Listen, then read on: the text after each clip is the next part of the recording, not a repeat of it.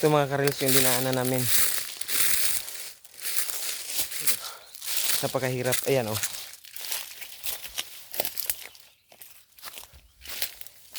Bali puro talahiban yung dinaanan namin para makapunta lang sa kuiba na yan.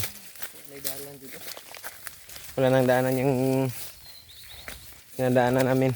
Puro na talahiban. Ito.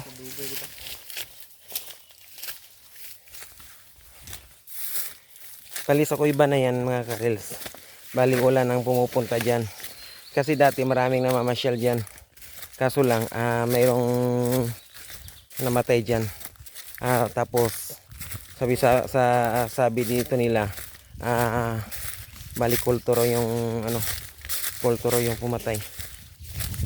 Bali dyan daw tumatago yung mga kulto dati. Yung pag sikat ng mga kulto na yan. Yan yung dalawang kulto. Ayan o.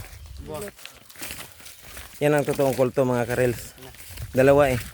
Pag isa lang kuluan. Pag tatlo kultre. Pag medyo marami na kulkol.